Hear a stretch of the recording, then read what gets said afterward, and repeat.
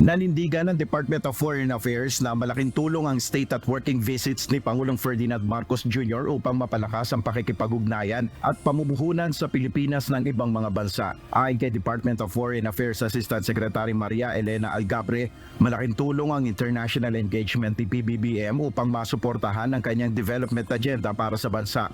Kaya naman iginit ng DFA na hindi pagsasayang ng pondo ng gobyerno ang mga foreign trip ng Pangulo. The President international engagements is, of course, in support of his development agenda, security, economic, that will redound to the benefits of our countrymen.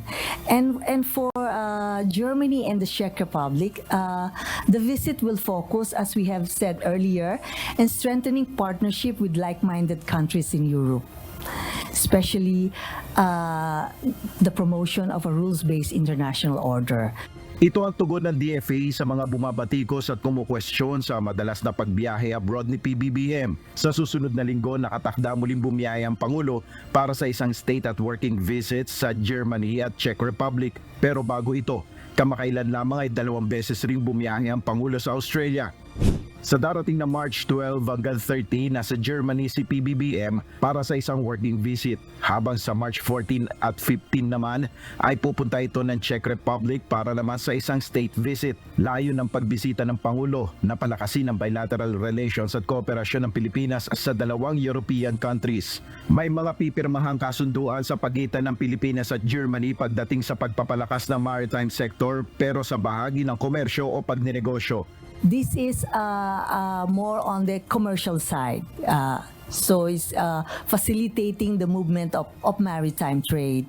And you know very well that 1/3 of the seafarers around the world are Filipinos.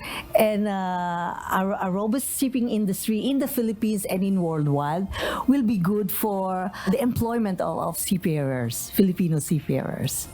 Samantala, isang kasunduan naman sa Czech Republic ang nakatakda rin pirmahan na sesentro naman sa labor sector.